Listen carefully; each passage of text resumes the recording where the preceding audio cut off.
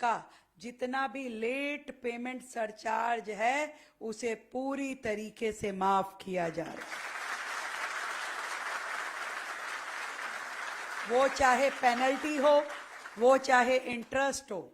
31 जनवरी 2026 तक 100% छूट है ऑल हाउस होल्ड, जितने भी कंज्यूमर हमारे हैं उन सब के लिए।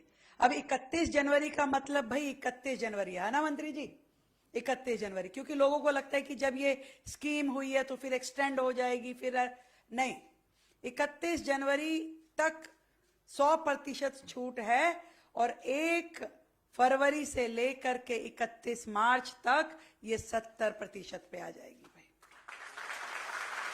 निर्णय दिल्ली की जनता का है, वो जितनी जल्दी इस पे निर्णय लेकर के अपना भुगतान करेंगी। भुगतान एक मुश्त भी हो सकता है, किश्तों में भी हो सकता है, परंतु 31 जनवरी तक होगा तो 100% और 31 मार्च से पहले करेंगे 70%।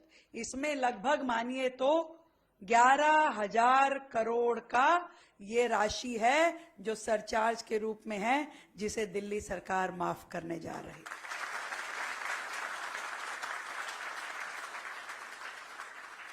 और ये भी मैं कहना चाहती हूं कि जो 20 किलोलीटर तक की जो उपभोक्ता थे अपने पेंडिंग बिलों का भुगतान करेंगे तो उनका मीटर शून्य दिखाएगा और वो शून्य पे अपने मीटर को मेंटेन कर पाएंगे। और भविष्य की में भी हम एक योजना इस प्रकार से लेके आएंगे जो समय पे बिल का भुगतान करेगा उनके लिए प्रोत्साहन का रहेगा, और जिसका बिल जो डिलेड होगा केवल उन्हीं के लिए इस तरह की पेनल्टीज रहेंगी। और उस पेनल्टी में जरूर हम, क्योंकि अभी तक जो पेनल्टी है वो बहुत ज्यादा है, जैसा परवेश जी ने कहा कि 5% पेनल्टी है, वो भी कंपाउंडेबल इंटरेस्ट के साथ, जिसे हम भविष्य में 2% पे लेके आने वाले हैं। और ये हाउस होल्ड के लिए भी रहेगी और कमर्शियल कनेक्शंस के लिए भी रहेगी। दोनों के लिए इस राशि, इस पेनल्टी को हम 2% पे लेके आएंगे। और पूरा का पूरा जो इंफ्रास्ट्रक्चरल जो चार्जेस लगते हैं जल बोर्ड के द्वारा, उसको हम सिंप्लीफाई भी करेंगे और उसको प्लॉट साइज के हिसाब से करेंगे। आज की डेट में आप सबको जानकारी है कि ये बहुत ही डिफिकल्ट भी है, इसमें रेट भी ज्यादा है और हर व्यक्ति को बहुत जोर पड़ता है जब वो अपने इंफ्रास्ट्रक्चरल चार्जेस को जमा कराता है। एक और विषय का जिक्र जो हमारे आदरणीय मंत्री जी ने किया, बिल्कुल हजारों कनेक्शन दिल्ली में अनऑथराइज रूप में चल रहे हैं, हजारों की संख्या में। ऐसा नहीं हो सकता कि 2.5 करोड़ की आबादी में जो कनेक्शन हो वो मात्र 29 लाख हो। हम अभी तक जो ये अनियमितीकरण का चार्ज था, पेनल्टी थी, वो 25,000 रुपए थी, जिसे हम मात्र टोकन रूप में 1,000 रुपए के रेट पर जो भी हमारे पास आएगा, ये घरेलू कनेक्शन की बात कर रही हूं, इसको रेगुलराइज कराने के लिए मात्र 1,000 रुपए में उन सभी कनेक्शंस को हम रेगुलराइज कर देंगे, यदि अब वो हमारे पास आकर के अपने अनऑथराइज कनेक्शन को रेगुलराइज कराना चाहेंगे।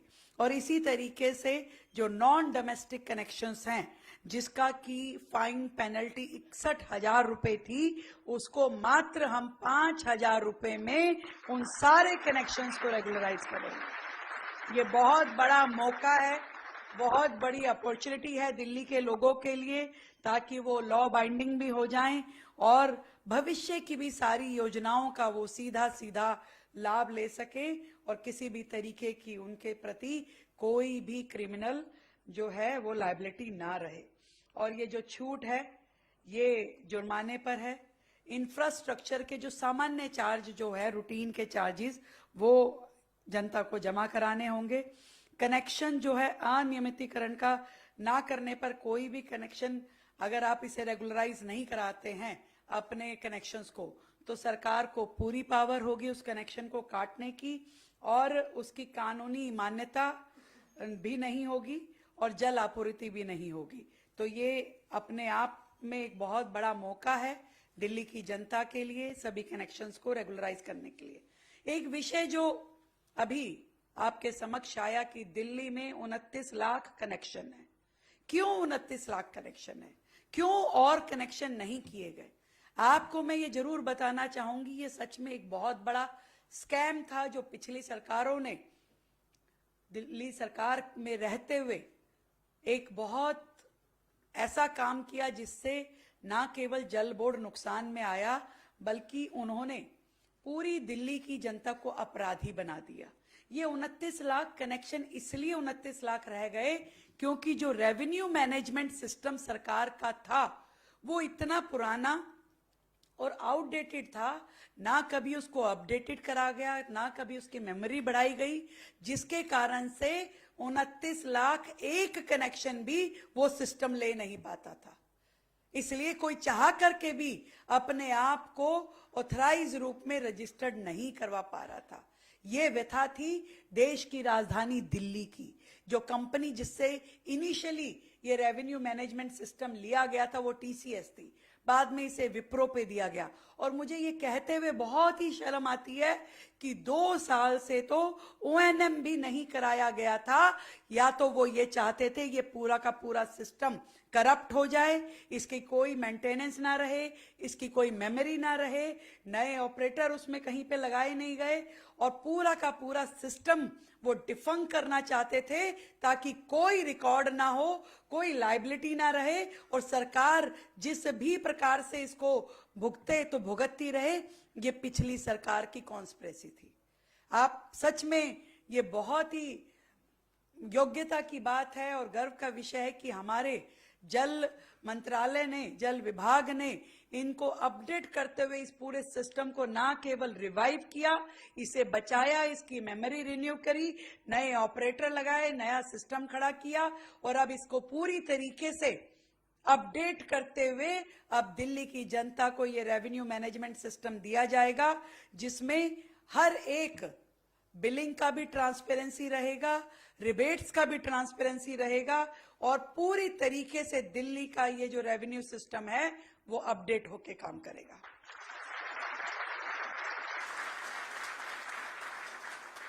और पूरा का पूरा जो सिस्टम अभी तक जल बोर्ड का था, 2 और मेजर बातें हैं जो पिछली सरकारों ने इसमें कमी रखी। एक तो जल बोर्ड की सारी फाइनेंशियल पावर्स उन्होंने अपने कार्यकाल के दौरान लैप्स कर दी। हर एक को पावर को उन्होंने अपने पास रिटेन किया, जल बोर्ड की कोई फाइनेंशियल पावर छोड़ी ही नहीं, जिसके कारण से लगातार जल बोर्ड अपना काम करने में दिक्कतें महसूस कर रहा था। छोटे छोटे काम भी जल बोर्ड में नहीं हो पाते थे और उसकी फाइल ऊपर लगातार घूमती रहती थी और डेवलपमेंट के काम रुक जाते थे।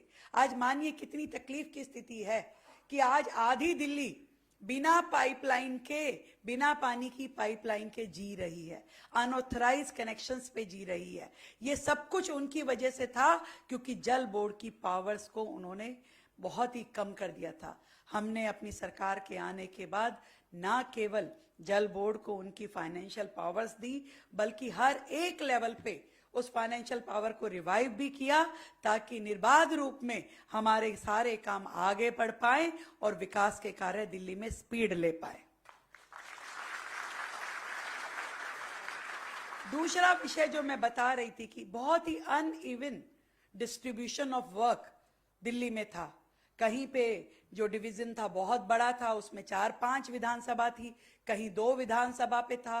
तो जो जेडआरओज थे उनके पास भी काम का विभाजन ठीक से नहीं था। इस पूरे सिस्टम को रिवाइव करते हुए अब हम दिल्ली में पूरा 2-2 विधानसभा के डिवीजन बना रहे हैं। 34 डिवीजन बनेंगे जहां पे जोनल रेवेन्यू ऑफिसर्स भी वहीं पे होंगे, हमारे बिलिंग ऑफिसर्स भी वहीं होंगे, फाइनेंस ऑफिसर वहां बैठेंगे, हमारे एक्शन उसी डिवीजन पे रहेंगे। तो हर एक डिवीजन का जो सेंटर है वो 1-2 विधानसभाओं पे रहेगा जहां से हर प्रकार की गतिविधि करने के लिए कंज्यूमर्स वहां से ऑपरेट कर सकेंगे। वहां finance officer, ZRO, action, project unit सभी लोग वहीं से ऑपरेट करेंगे ताकि पूरी दिल्ली की व्यवस्थाओं को सुचारू रूप से रेगुलराइज किया जा सके और किसी भी उपभोक्ता को किसी भी अपने काम में किसी भी प्रकार की दिक्कत ना आए। ये बड़ी काम है। और मैं बधाई देना चाहूंगी हमारे मंत्री और हमारे भाई परवेश वर्मा जी को कि जो लगातार इस विषय पे काम कर रहे हैं। दिन रात हमारा जल बोर्ड अपने आगे की योजनाओं पे भी काम कर रहा है और वर्तमान में भी मां यमुना की जो बात आपने की कि वहाँ यमुना को साफ करने के लिए जिस स्पीड में काम होने चाहिए, जितने हमारे एसटीपी थे उनके रिवाइवल के लिए आपने काम किया, जितने हमारे एसटीपी नए बनने थे उनके लिए आपने टेंडर प्रक्रिया को शुरू किया, जितनी ड्रेन्स थी उनके ड्रोन सर्वे हो, उनकी मैपिंग हो, उनकी टैपिंग हो, ये सारे काम लगातार हमारे मंत्रालय द्वारा, हमारे जल बोर्ड द्वारा किए जा रहे हैं। ये बहुत ही स्पीड में चीजें चल रही है और मुझे पूरा विश्वास है कि धीरे धीरे समय आते आते हम यमुना जी का एक अविरल और स्वच्छ रूप दिल्ली की जनता देख पाएगी। तो आप सबको बधाई देती हूँ, आप सबको साधुवाद देती हूँ। बहुत जल्द छठ का ये महापर्व हम सब दिल्ली में बहुत ही भव्यता के साथ देख पाएंगे। हमारे जल बोर्ड ने पूरी तैयारी की है, हमारे मंत्री जी लगातार लगे हुए हैं और इतना विश्वास दिलाती हूं भाई दिल्ली वालों, जो झाग पहले जैसे आपने मिंटो ब्रिज पे इस बार पानी रुकते हुए नहीं देखा, दिल्ली की जनता इस बार झाग नहीं देखेगी यमुना जी। बहुत बहुत शुभकामनाएं दिल्ली की जनता को और इस एमनेस्टी स्कीम के लागू होने की। धन्यवाद।